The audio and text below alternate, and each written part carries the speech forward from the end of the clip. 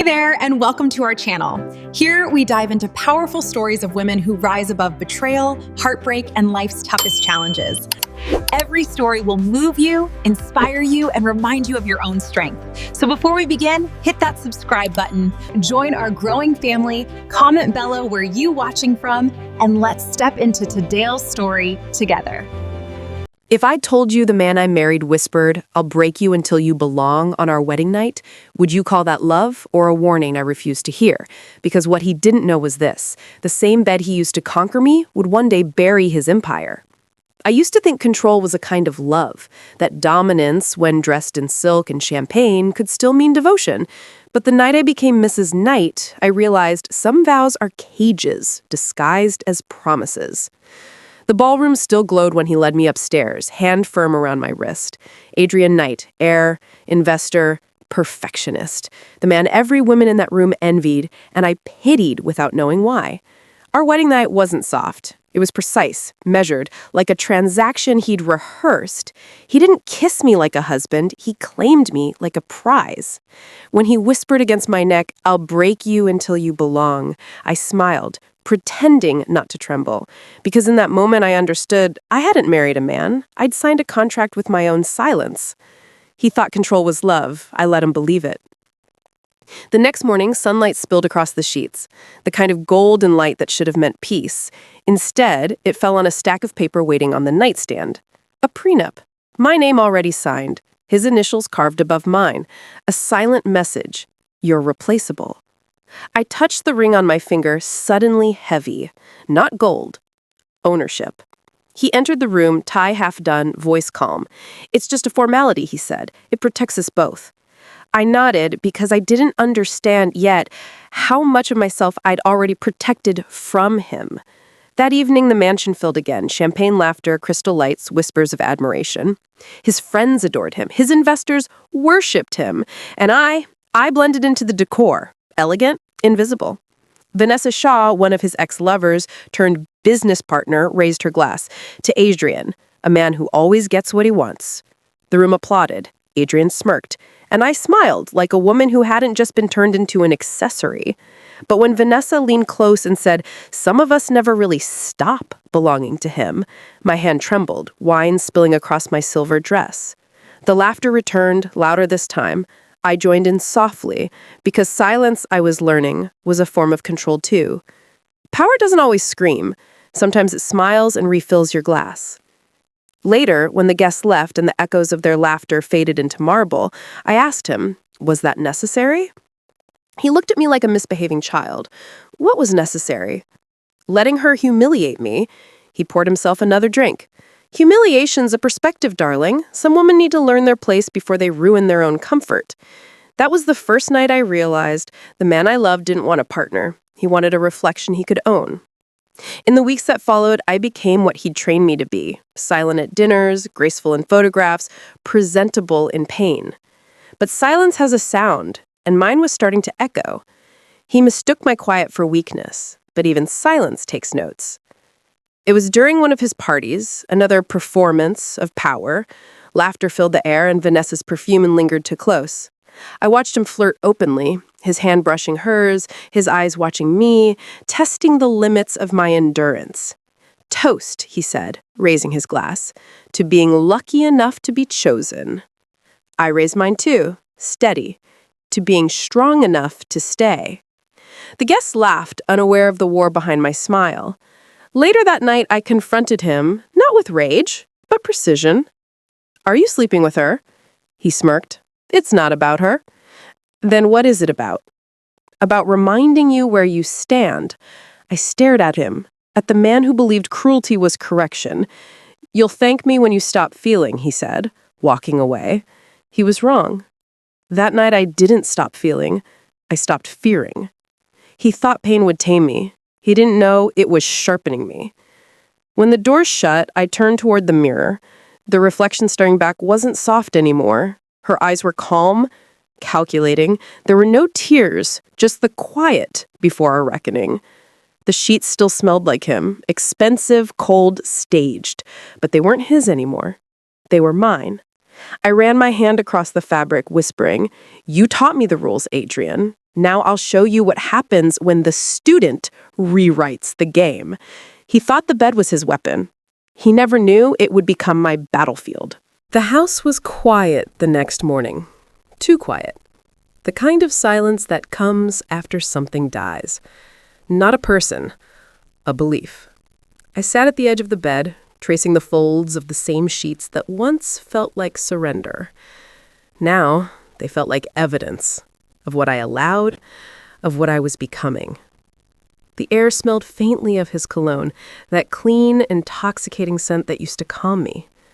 Now, it lingered like smoke after a fire. Familiar, but burnt. I walked to his office, the one room I was told never to enter. His password sat scribbled on a notepad beside the printer. A date, not our anniversary, not his birthday, Vanessa's. I typed it in, and the screen bloomed open. Emails, messages, screenshots, laughter, cruelty, ownership, written in digital ink. You make her look so obedient. She doesn't even realize she's the test, not the winner. Women like her break beautifully. My stomach clenched, but my hands didn't shake. Because suddenly, I wasn't reading love notes. I was studying my enemy. He studied women like weaknesses until he met his lesson. I closed the laptop slowly, breathing through the ache. The humiliation burned less now, replaced by something cleaner. Purpose. The next day, I visited Mr. Grant, my late father's old friend, a quiet, sharp-eyed attorney who once told me, men like him always leave a paper trail. You just have to be brave enough to follow it. He looked at me, puzzled. Why now, Maya? Because I stopped crying and started remembering. He slid a folder toward me. Document everything. Don't confront, collect. That night, I started writing. Not poems, not pleas. Records. Dates. Words he used. Nights he didn't come home. Payments that didn't add up. I wrote in red ink, not because it looked dramatic, but because it looked alive. Each sentence felt like reclaiming breath. He broke my trust, but I was learning how to build a case. I began noticing patterns. Every insult was timed. Every manipulation had rhythm. And behind every cruel act, there was a transaction. Control wasn't random for him. It was an economy. He'd gift me things after fights. A bracelet after an argument. A car after betrayal. But the bills, they were all in my name. He wasn't just breaking me emotionally. He was binding me legally. The realization didn't make me cry. It made me strategic. He called it love. I called it laundering. 2 weeks later, his assistant called by mistake. Maya? Oh, I thought this was Adrian's line. The transfer didn't go through under your account. My account? I asked, my voice steady. Silence. Then the click of panic. I have to go. That night, I stayed awake, eyes glued to my laptop. I traced the digital footprints. Invoices, signatures, bank codes. Every document pointed to the same thing. He was funneling company money through my name. So if the truth ever surfaced, I'd take the fall. My reflection stared back at me from the glass screen. Not frightened, not broken. Composed. Because now I finally knew what my silence had cost. But I also knew how to turn that silence into evidence. He hid his crimes under my name and handed me the weapon to expose him. The next morning, he kissed me on the forehead. "You're quiet again," he said.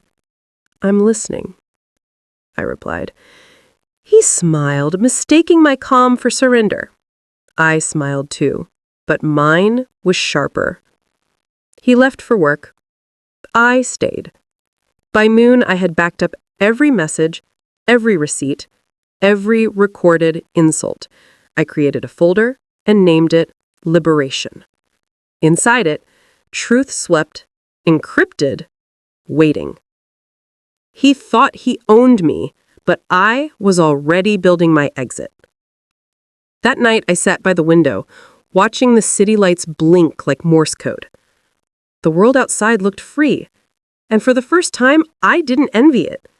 Because freedom was no longer a dream, it was a plan. Mr. Grant texted me, "Collect quietly, don't seek revenge yet. Seek safety first." I typed back, "Revenge is just truth with better timing." Days turned into weeks. He noticed the change. The way I no longer argued. The way I agreed to his demands. Too easily. But submission, when used right, can be a disguise. Every night I logged his movements. Every morning I copied his files. The same tools he used to control me, I was now using to cage him. He taught me obedience. I turned it into strategy. One evening he came home late, the scent of perfume that wasn't mine clinging to his jacket. He placed his phone on the table, screen lighting up with Vanessa's name. I didn't look at it. I didn't need to. Because I already had copies of every message she'd ever sent him, every transaction they'd hidden under my identity. And I knew one thing. The empire he built on my silence was about to collapse under my voice. I poured myself a glass of wine, crimson and still, the same color as my resolve. He once said the bed was where he'd break me. He was wrong. It was where I learned how to win. He broke me in bed, but I found my strength in silence. I once believed the bed was a battlefield. Now I knew better. It was a classroom, and I had graduated. While he slept, I planned. While he laughed, I studied. While he thought I was tamed, I was sharpening the very silence he'd mistaken for defeat. The first lesson of survival: never announce your comeback. Let them believe they still own you, until they choke on the surprise. He taught me to obey. I learned to listen differently. It started with a message I wasn't supposed to send. To Noah Vale, a journalist I hadn't spoken to since college, the kind who used to write about corruption and then vanished after one story too many. He replied within minutes. "Still chasing ghosts, Maya?" "No," I typed back. "This one sleeps next to me." We met 2 days later in a quiet cafe far from downtown. He didn't look like the man I remembered. There was wariness in his eyes, but curiosity too. I handed him a USB drive. Inside, the first half of my recordings, emails, and financial trails. He looked up from the files, brows tightening. "You understand what this means, right?" "I do," I said softly. "It means I'm not crazy, and he's not untouchable." He leaned back, exhaling slowly. "This could ruin him, and you." I smiled faintly. "Then we'll call it balance." Revenge wasn't anger anymore, it was arithmetic. From that day, I lived two lives. By morning, I was the obedient wife, flawless smile, perfect dress, a reflection of his success. By night, I was the architect, encrypting files, organizing timelines, categorizing every threat he'd ever made. He'd talk about his empire at dinner, deals, power, control. I'd nod, pretending to admire him while mentally matching his words to the evidence I already had. He thought I was quiet because I feared him, but I was quiet because I was recording. Hidden under the marble table, a small mic caught every word, every insult, every whispered threat disguised as affection. Sometimes he'd pull me close, kiss my forehead, and say, "Stay soft, Maya, that's what makes you lovable." Inside, I'd smile, because softness is the perfect cover for steel. He thought silence was submission. It was surveillance. Noah worked from a distance, connecting pieces I couldn't reach. He traced fake company names, offshore accounts, coded transfers. Each lead connected back to Adrian, the empire built on manipulation and stolen trust. One night, I sat in his office after he left for a meeting. The walls were lined with certificates: Man of the Year, Philanthropist of the Year. I wanted to laugh. I lifted the frame of one and found what I needed behind it: a safe. Inside there were papers, a flash drive, and a single photograph, him and Vanessa, champagne glasses raised, her lipstick smudged on his collar. The photo didn't hurt. Not anymore. It just confirmed that everything I suspected was true. I took a picture of the picture, poetic in a way, and placed everything back perfectly. That night as he slept, I slid a tiny recorder beneath the bed frame. If the bed had been his weapon, it would now be mine. The same sheets that silenced me would one day testify. 2 weeks later, Noah called. His voice was tight. "Maya, there's movement in his accounts. He's shifting everything. Someone tipped him off." My stomach nodded, but my tone stayed steady. "Then I'll move faster." That night I acted as if nothing had changed. I laughed at his jokes, leaned into his touch. He didn't notice the way my hand brushed his phone, syncing its data to my own. I had one goal left. Get proof that he knew everything he did was wrong. And I got it.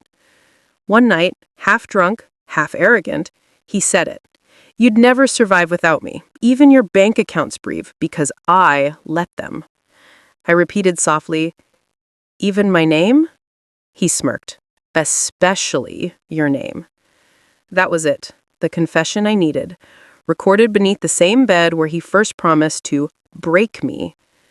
He built his empire on my name, and I'd let it collapse on his. Noah wanted to go public immediately. "This is enough, Maya. This could bury him." I shook my head. "Not yet. Until he feels what I felt. Small, powerless, exposed.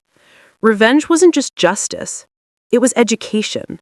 And I wanted him to learn." So I waited, smiling through dinners, attending events, holding his hand in public while privately watching his empire crumble. The day came when his arrogance caught up to him. He announced a grand gala, a celebration of his company's anniversary. The same hall, the same chandeliers, the same crowd that once watched me humiliated. Poetic symmetry. Noah frowned when I told him my plan. "You're playing with fire." I met his gaze. "I already burned once. I know the temperature now." He thought my scars were weakness. They were fireproof. The final week felt like a countdown. I barely slept. Every click, every encrypted file, every recorded breath, timed, planned, ready. Noah prepped the leak, syncing it to the gala's live feed.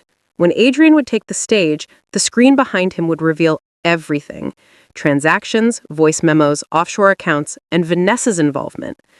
I had one night left to play the part, to smile like the perfect wife, to walk beside him as if I already knew he'd be destroyed by sunrise. He kissed my hand before we left for the gala. "You look beautiful tonight," he said. I smiled. "So do you." Because I knew it would be the last time anyone saw him that way. As the car pulled up to the venue, my heartbeat stayed steady. Every flash of the camera, every forced smile, every shallow compliment, it all blurred into one long, meaningless moment before revelation. The night that began with his control would end with my liberation, and he'd never see it coming. He thought I'd sleep beside him forever. He never knew I was counting down. As the car pulled up to the venue, my heartbeat stayed steady. Every flash of the camera, every forced smile, every shallow compliment, it all blurred into one long, meaningless moment before revelation. I stepped out into a night drenched in gold. The same hotel where we'd celebrated our wedding reception. The same stage where I once stood beside him, smiling like a prize. Tonight, the stage belonged to me, even if no one knew it yet. He loved the spotlight, so I let the truth perform instead. Inside, everything gleamed. Crystal chandeliers shimmered above faces painted with money and vanity. Waiters moved like choreography, serving champagne to people who worshipped wealth more than morality.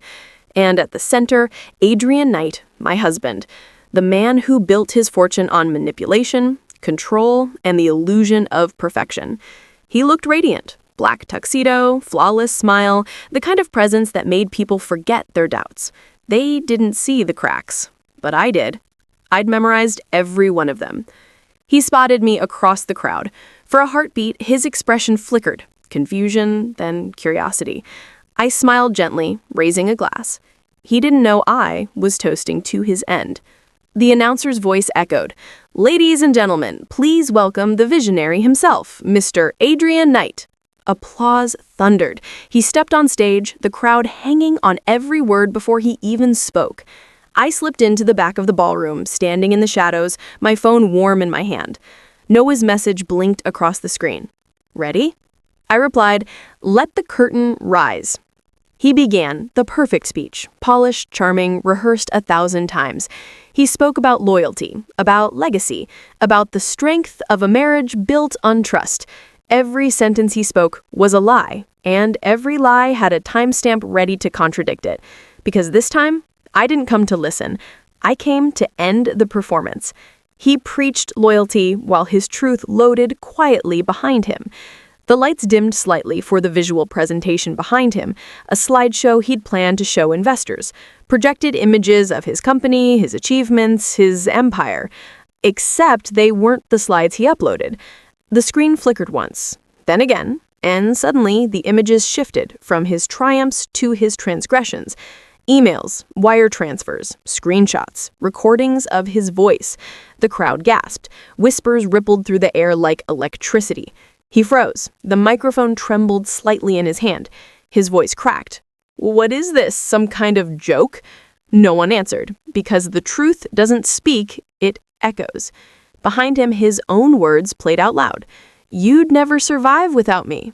Even your name exists because I let it." He turned, panic clawing across his features, as his empire began to unravel in real time. He wanted control, but lost it in front of everyone who mattered. He tried to signal the tech team. Security rushed toward the control booth, but Noah had locked it remotely. The system was timed, uneditable, unstoppable. Video after video, file after file, each one projected across 20-foot screens. The audience shifted between disbelief and morbid fascination. Phones came out. Cameras recorded. The story of his downfall was already going viral before he even realized it was happening. I watched from the back, calm, expressionless. He had once made me apologize in front of people who mocked my tears. Now he stood alone in front of hundreds, exposed, trembling, stripped of illusion. Karma doesn't need an announcement. It just needs timing. He tried to regain composure, forcing a laugh. "Someone's trying to sabotage me. This is manipulated." But the next clip silenced him completely. Vanessa's voice. Soft, familiar, undeniable. "Don't worry, Adrian. She'll never find out. She's too busy pretending you love her." The entire room inhaled sharply. The image on the screen changed. A photo of them, hand in hand, time-stamped from the very week he swore he was on a business trip. Every lie, every manipulation, every betrayal stitched together into one merciless truth. He loved the stage, but tonight, it loved me back. For the first time, he looked directly into the crowd, searching for me. And when his eyes finally found mine, I didn't look away. I just tilted my head slightly. Recognition hit him. Shock. Then fury. He mouthed my name. "Maya?" I mouthed back, "You taught me this." The moment stretched forever, the silence of a man realizing he'd been outplayed by the woman he underestimated.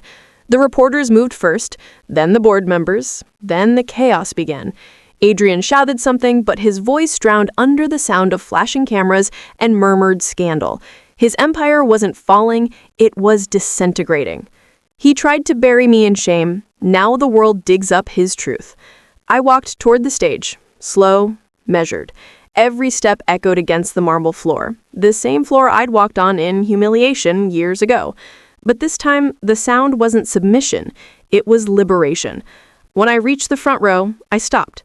He stared down at me, sweat beading on his forehead, his voice desperate. "You think you've won? You'll go down with me." I smiled faintly. "No, Adrian, I never played your game. I built my own." And then I turned my back on him, the most powerful silence I'd ever given. As I walked away, the crowd parted. No one reached for him. No one defended him. His world had finally learned what I already knew. Control is only power until truth arrives. The sound of chaos followed me into the corridor. Cameras flashed. Voices rose. Security scrambled to contain a storm that had already gone viral. But I didn't look back. because the moment you turn around to admire your revenge, you risk giving it life again. I had no desire to look at him fall, only to make sure he couldn't rise again. He built a kingdom on my silence. I left him buried in its echo. Outside, the night air was cool, sharp with the scent of rain and justice. Noah waited by the curb, leaning against his car. He didn't smile. Neither did I. Because revenge doesn't celebrate. It exhales. He handed me a phone already buzzing. Every outlet has it, he said. Financial fraud, emotional abuse, tax evasion, it's all there. You're untouchable. I looked at the screen, headline after headline, his name unraveling in real time. I didn't feel joy, just clarity. I whispered almost to myself. He tried to break me, but I became the story that broke him. Noah nodded once, understanding. Are you ready to disappear? I smiled faintly. I already have. Days blurred after that. The internet devoured him. His board resigned. His mansion became a crime scene. And for the first time, my name wasn't attached to his, legally, emotionally, or publicly. I deleted him from every version of my story. Except one. Some lessons deserve to be remembered, not to relive, but to teach. A week later, an envelope arrived. No sender, just my name, written in his handwriting. Inside, a letter. Short, uneven, human. Maya, you were right. I don't know what love is. I only knew how to win. But you taught me the cost. No signature. No apology big enough to fix what he broke. I folded the letter once and set it on fire. The flame glowed gold for a moment, then vanished, leaving only ash and freedom. That night, I poured a glass of wine and sat by the window, the city lights glittering like constellations of closure. This was what peace looked like. Not loud, not dramatic, just earned. He once whispered that I'd belong to him. I smiled, knowing I never did. Months passed. The world moved on. New scandals replaced his name in headlines. New faces replaced his at galas. But I stayed quiet. Working, rebuilding, breathing. No spotlight, no chaos, just purpose. The only trace of that night now existed in a single framed photo on my desk. Not of him, but of me. Standing on that stage as the truth burned bright behind him. Beneath the photo, a quote. You can't destroy what has already rebuilt itself. Revenge ends the chapter. Rebirth writes the book. One evening, Noah visited. He brought coffee, the kind he knew I liked. We didn't talk about Adrian. We talked about beginnings. I've been offered a position overseas, he said. I nodded, smiling softly. You should take it. He looked at me for a moment longer. I think you already have everything you need here. When he left, I realized something. The story wasn't about punishment anymore. It was about liberation, for both of us. That night, I stood in front of the mirror again. The same woman, different soul. No cracks, no shadows, no ghosts. Just me, unbroken, unafraid, unapologetic. The bed where I once fell became the foundation where I rebuilt. I picked up my journal, the one filled with red ink, names, dates, emotions, and turned to the last page. With a single line, I closed the loop. He thought pain would define me. It designed me instead. Then I shut it forever. Outside, the dawn was beginning to break, light pouring through the window like absolution. And as the first warmth of morning kissed my face, I smiled. Because for the first time, I didn't just survive the story, I authored it. He tried to break me, but I became the story that broke him. The morning after the headlines died, peace didn't come rushing in. It arrived like a whisper, slow, hesitant, cautious. I remember standing by the window that day, the city stretching beneath me like a new beginning. The skyline glowed in soft amber, and for the first time in years, I could breathe without waiting for permission. I'd spent months surviving chaos, and now there was silence. Not the kind that suffocates, the kind that heals. He stole my voice, but I learned to build with the echo. The lawyers called it a settlement. The media called it justice. I called it freedom with interest. Every dollar, every signature, every legal clause, a receipt of his arrogance. And I decided it wouldn't just sit in my account like a trophy. It would move. It would change things. That's how the Aurora Fund was born, a foundation for women who had once been silenced, emotionally, financially, psychologically. It wasn't about revenge anymore. It was about replacement, replacing shame with education, fear with independence, silence with numbers that spoke truth. The first donation I made wasn't from him. It was from me. Because freedom isn't something you inherit, it's something you invest in. He tried to own my story, so I sold it for purpose. Within months, the Aurora Fund grew. Articles appeared, panels invited me to speak. People called me brave. But bravery wasn't what built this. Discipline did. Every late night I'd once spent waiting for him to come home, now replaced by late nights drafting proposals, researching women in crisis, designing financial courses.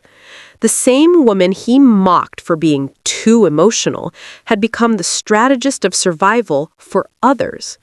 Sometimes, when I stood in the new office, sunlight flooding through the glass, I'd catch my reflection, and I'd see her. The version of me who once flinched at raised voices. She didn't vanish. She just evolved. The woman he broke became the foundation others stand on. A year passed quietly. The world had forgotten his scandal, but the world remembered mine because I didn't hide it. The Aurora Fund wasn't built on pity. It was built on proof that transformation is louder than trauma. We helped our first 100 women in 6 months, women who had been left bankrupt by love, gaslit into submission, or erased by powerful men. Each of them walked in broken. Each of them left whole. Sometimes I'd stay after everyone left, walking the empty hallways lined with framed stories of survival, faces of women who had turned their pain into portfolios. And every time I passed the last frame on the right, I paused, because in it, framed under soft gold glass, was my original wedding ring. Not worn, mounted. Beneath it, engraved plaque read, "He tried to own me. Instead, he financed my freedom." Every scar became currency, every tear a seed for power. One evening, as the sun dipped low, my assistant brought an envelope into my office. No sender name, no markings, just my name, in handwriting I hadn't seen in a year. I knew before opening it. His letters had a rhythm. Arrogant, even an apology. I slid my finger under the seal and unfolded the page. Maya. They took everything. The company, the house, the friends.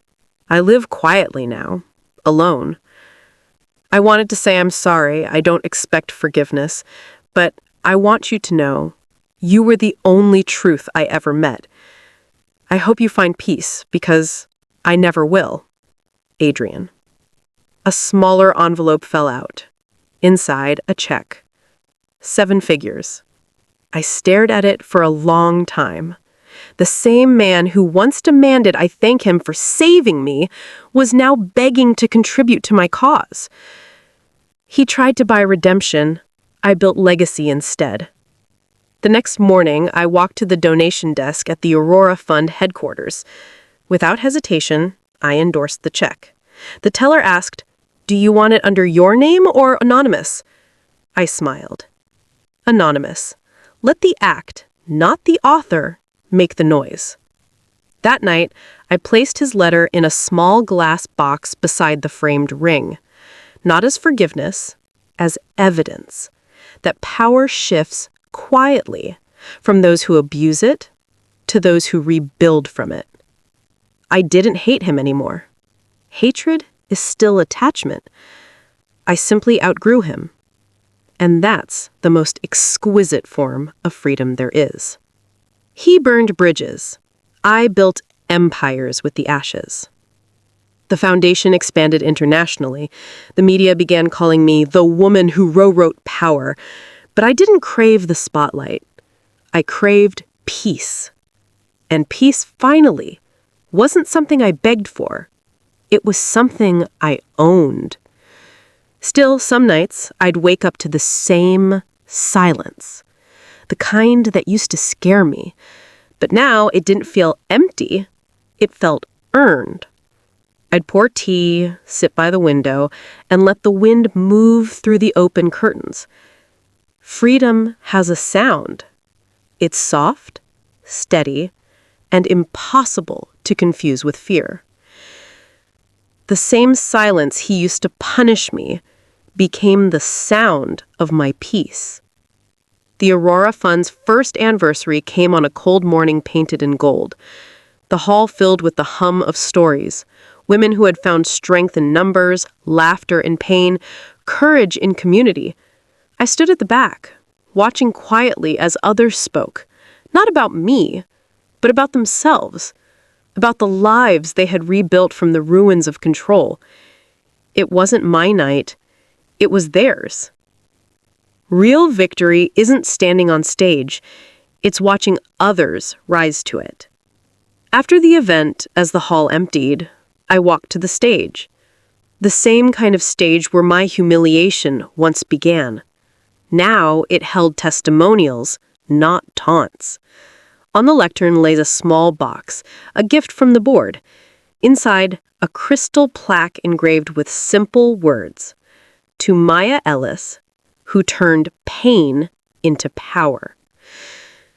For a moment, I couldn't breathe. Not from sadness, from arrival. Because for years, I chased justice like it was a finish line. But justice wasn't an ending. It was a handoff, a baton I passed to others who would keep running. He ended my story with power. I began countless with it. Weeks later, as winter melted into spring, I took a quiet trip to the coast. No noise, no phone. Just the ocean and memory. Standing barefoot at the shoreline, I whispered the same words I once said in my mind on the night where everything fell apart. You'll never see me break again. Except this time, there was no bitterness. Only peace. Because the woman who once broke didn't vanish, she evolved into someone unshakable. The tide reached for my feet, pulling the sand beneath me. It felt grounding, not threatening. The world moved, and I moved with it, not against it. The same waves that drowned me once now carried me home. When I returned home, I found another envelope. Not from him, from a journalist, Noah. He'd written, "They're teaching your case at the university, not as scandal, as strategy. You didn't just win, you redefined the game." I smiled softly, because that's what healing truly is, when your survival becomes someone else's map. I pinned his letter beside the plaque, not as memory, as milestone. That night, I sat before the mirror, the same one that had watched every phase of my life. Love, loss, rage, rebirth. But this time, I didn't study my scars. I studied my stillness. Because peace isn't the absence of battle. It's learning you no longer need to fight. My reflections smiled back, softer now, not guarded. Whole. He once made me question my worth. Now I measure it in impact. As dawn approached, I opened my journal one last time. Not the red ink one filled with pain, a new one, blank, waiting. On the first page I wrote, "Day 1 after." Then I closed it gently, leaving it beside the window. Outside, The city lights dimmed under the rising sun, gold melting into blue, sky blending into promise. I whispered quietly, not to him, not to the past, but to myself. He tried to break me in bed, but I taught him what love costs.